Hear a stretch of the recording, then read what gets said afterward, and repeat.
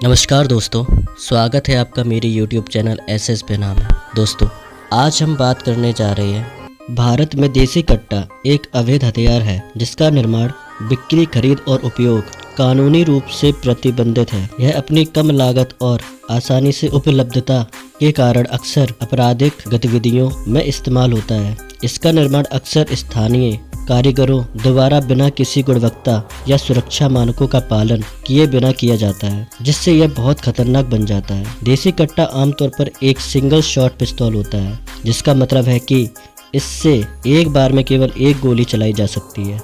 लेकिन क्या आप ये जानते हैं कि देसी कट्टे का आविष्कार कहाँ और अगर नहीं जानते हैं तो आज की इस वीडियो में हम आपको यही जानकारी देने वाले हैं। लेकिन वीडियो में आगे बढ़ाने से पहले अगर आप हमारे चैनल पर नए हैं तो चैनल को सब्सक्राइब जरूर कर लें, ताकि ऐसी ही और रोचक जानकारियां आपको मिलती रहें। तो चलिए शुरू करते हैं। देसी कट्टे आमतौर पर ग्रामीण और दूर दराज के इलाकों में बनाए जाते हैं, जहां पुलिस की पहुंच सीमित नहीं होती है। इन्हें बनाने वाले कारीगर अक्सर धातु काम में कौशल होते हैं। वे साधारण औजारों जैसे hacks, file, angle, grinder, welder और ड्रिल का इस्तेमाल करके इन्हें बनाते हैं। इसके निर्माण में विभिन्न प्रकार की सस्ती धातुएं जैसे स्टील, शीट और प्लेट्स का उपयोग किया जाता है। क्योंकि इन हथियारों को बनाने में कोई सुरक्षा मानक नहीं अपनाया जाता है, इसलिए इनकी गुणवत्ता बेहद खराब होती है। यही वजह है कि इन्हें चलाते समय इनके फटने का खतरा बहुत ज्यादा होता है, जिससे इस्तेमाल करने वाले को गंभीर चोटें आ सकती हैं। देसी कट्टे की मार क्षमता भी अप्रत्याशित होती है। यह इसके निर्माण की गुणवत्ता, इस्तेमाल की गई सामग्री और कैलिबर पर निर्भर करती है। इनकी सटीकता और रेंज बहुत कम होती है, जो कुछ ही मीटर तक सीमित होती है। देसी कट्टे के इतिहास का संबंध मीर कासिम से है, जो 1760 से लेकर 1763 तक बंगाल के नवाब थे। अंग्रेजों के बढ़ते हस्तक्षेप से तंग आकर मीर कासिम ने अपनी राजधानी मुर्शिदाबाद से मुंगेर, वर्तमान बिहार में स्थानांतरित कर दी। अंग्रेजों का मुकाबला करने के लिए उनके पास पर्याप्त हथियार नहीं थे, जबकि अंग्रेजों के पास आधुनिक बंदूकें थीं। इस कमी को दूर करने के लिए मीर कासिम ने अपने सेनापति गुरखीर खान को मुंगेर में एक बंदूक फैक्ट्री स्थापित करने का आदेश दिया। इस फैक्ट्री में कारीगरों को हथियार बनाने का प्रशिक्षण दिया गया। माना जाता है कि इसी फैक्ट्री में पहली बार देसी बंदूकों का निर्माण किया गया, जिससे आज हम देसी कट्टे के रूप में जानते हैं।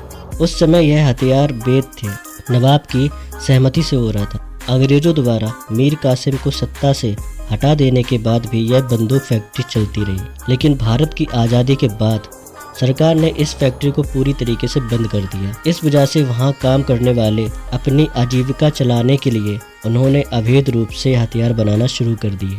इसी तकनीक और ज्ञान का प्रसार धीरे धीरे मुंगेर से पूरे देश में हुआ, जिससे देसी कट्टे का अवैध निर्माण व्यापक रूप से फैल गया। इस तरह जो हथियार कभी नवाब की सेना के लिए वैध रूप से बनाए जाते थे, वे आज एक खतरनाक और अवैध हथियार बन गए हैं।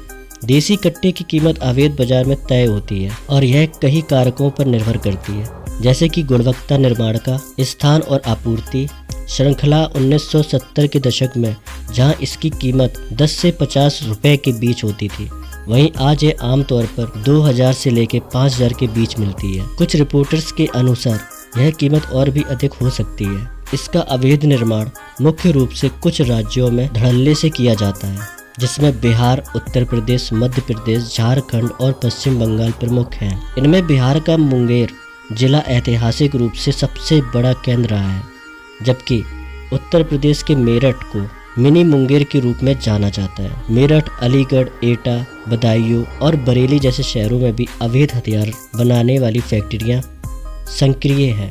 हालांकि पुलिस इन अवैध गतिविधियों के खिलाफ लगातार कार्रवाई करती रही है। भारत में बिना लाइसेंस के देसी कट्टा या कोई भी अवैध हथियार रखना एक गंभीर अपराध है।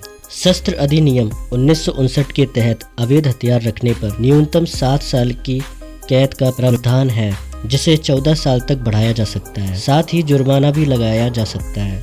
2019 में हुए संशोधन के बाद प्रतिबंधित हथियारों के निर्माण, बिक्री या खरीद पर आजीवन कारावास तक की सजा हो सकती है। यदि आप किसी ऐसे व्यक्ति को जानते हैं जो इस तरह की गतिविधियों में शामिल है या अवैध हथियार रखता है, तो आपको तुरंत पुलिस को सूचित करना चाहिए। इन हथियारों का उपयोग न केवल कानूनी रूप से खतरनाक है बल्कि इनके फटने का जोखिम भी होता है, जिससे इस्तेमाल करने वाले को गंभीर चोट लग सकती है। आशा करते हैं कि दी गई जानकारी आपको जरूर पसंद आई होगी। जानकारी अच्छी लगी हो तो वीडियो को लाइक, शेयर और चैनल को सब्सक्राइब जरूर करें। फिर मिलते हैं किसी और नई जानकारी के साथ। तब तक के लिए जय हिंद, जय भारत।